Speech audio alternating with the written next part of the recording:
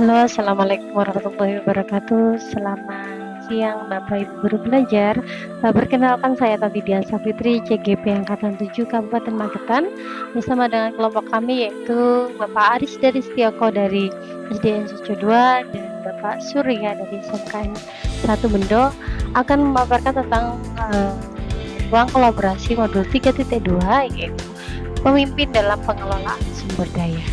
Pada modul 3.2 dijelaskan bahwa seorang pemimpin dalam pengelolaan sumber dayanya itu harus mengetahui 7 aset utama atau yang disebut dengan modal utama. Yang pertama yaitu manusia, sosial, politik, agama dan budaya, finansial, fisik, serta lingkungan. Yang pertama pada modal manusia adalah hal-hal yang berhubungan dengan kesehatan, pendidikan, kesejahteraan, dan harga diri seseorang. Yang termasuk dalam modal manusia adalah kepala sekolah, guru, komite murid, kepala desa, dan juga remaja masjid. Itu juga bisa termasuk dimasukkan menjadi modal manusia. Lalu bagaimana sih strategi pemanfaatan modal manusia tadi?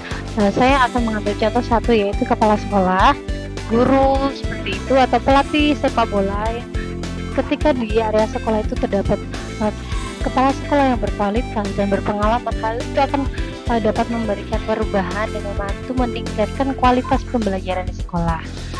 Misalkan ada juga pegawai puskesmas itu dapat dilibatkan sebagai narasumber kegiatan dokter cilik atau dilibatkan untuk menjadi narasumber bagaimana sih pola hidup sehat yang ada di sekolah itu. Yang kedua adalah modal sosial berhubungan dengan sebagai norma aturan yang mengikat warga masyarakat di dalamnya. Contoh di sini adalah guru atau pemimpin dapat menganalisa norma-norma, menganalisa bagaimana komite sekolah, jaringan SMP, SMK, dan organisasi pencaksilat ataupun organisasi lain yang berada di lingkungan terdekat dalam konteks sosial lingkungan sekolah tersebut. Strategi pemanfaatannya bisa dilakukan dengan melibatkan pihak-pihak terkait, misalkan Polsek, Koramil dalam menjaga keamanan dan juga membangun hubungan yang baik antara sekolah dengan pihak-pihak terkait dan melibatkan warganya dalam kegiatan sekolah. Selain itu, seorang pemimpin juga bisa memanfaatkan organisasi-organisasi masyarakat seperti pencaksilat untuk melatih murid-murid SD bagaimana pencaksilat itu hingga akhirnya sekolah itu juga bisa mendapatkan manfaat dari keberadaan organisasi tersebut. Aset yang ketiga yaitu modal politik. Hal ini berhubungan dengan kemampuan kelompok untuk mempengaruhi distribusi sumber daya di dalam sosialnya. Misalkan ini berhubungan dengan kebijakan kepala sekolah, bagaimana pengaturan PBDB, rekreasi. Dalam kebijakan politik atau modal politik ini, kepala desa juga termasuk di dalamnya. Seorang kepala sekolah dalam strategi pemanfaatannya juga harus mampu membuat kebijakan yang memperhatikan kebutuhan dan potensi sekolah serta memastikan adilnya proses penerimaan PBDB. Sekolah juga seorang pemimpin harus bisa membangun komunikasi dengan kepala desa, misalkan ketika sekolah mampu membuat suatu ide-ide lalu membutuhkan dana, seorang pemimpin harus mampu membangun komunikasi dengan kepala desa. Jadi saling ketergantungan, membangun ketergantungan antara sekolah dengan desa.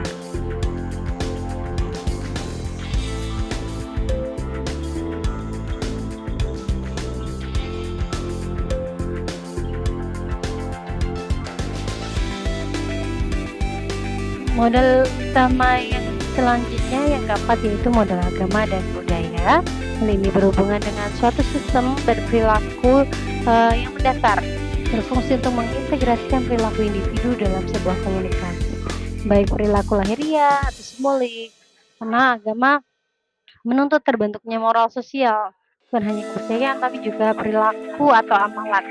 Misalkan dalam acara-acara sosial yang menanamkan nilai-nilai kepedulian, keikhlasan dalam bentuk-bentuk kegiatan sosial, misal zakat fitrah.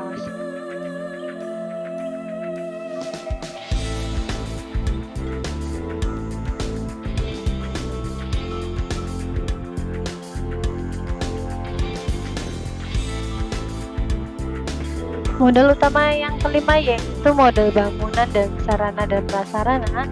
Nah, modal bangunan sekolah ini bisa memanfaatkan bangunan yang terdapat di lingkungan sekolah. Kan sekolah itu sendiri, kantor desa, puskesmas, pasar, masjid atau monumen yang ada di area sekolah tersebut. Selanjutnya yaitu sarana dan prasarana, sekolah juga bisa mengoptimalkan penggunaan lapangan, jalan desa, bagaimana jaringan internet itu nantinya akan membawa manfaat bagi masyarakat sekitar juga. Itu adalah wujud hadirnya sekolah dalam lingkup fisik, modal fisik untuk area sekolah.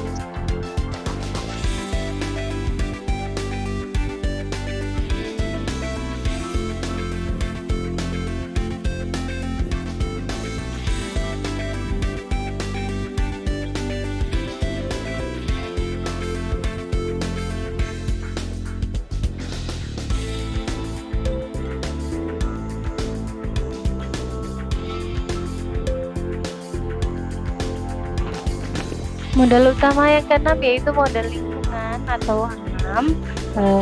Ini dimaksudkan sekolah bisa menggunakan apa yang ada di lingkungan sekolah, misalkan hewan ternak, lahan pekarangan, pengrajin batu bata, kanal, sungai. Sekolah dapat memanfaatkannya sebagai sumber belajar, tidak hanya di dalam kelas, sehingga nantinya akan dapat dioptimalkan sebaik mungkin.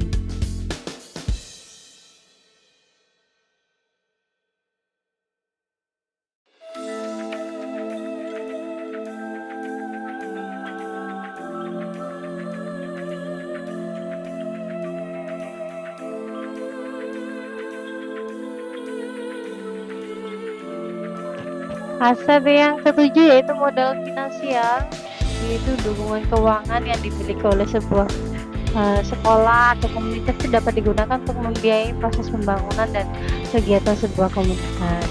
Misalkan sekolah dapat memanfaatkan BOS, siswa, guru, hasil penjualan produk sekolah, atau mencari dana hibah untuk modal finansial sebagai dukungan proses pembangunan dan kegiatan sekolah.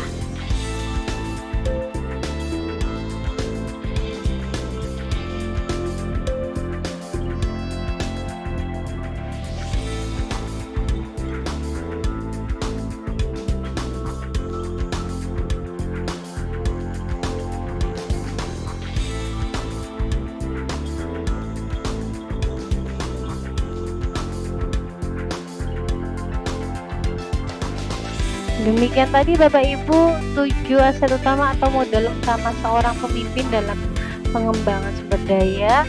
Namun begitu, kunci sukses pelaksanaan semua modal utama tersebut adalah kemampuan komunikasi dari pemimpin sekolah terhadap semua komponen yang ada di dalam. Salam merdeka belajar Bapak Ibu sekalian. Merdeka, tetap merdeka belajar.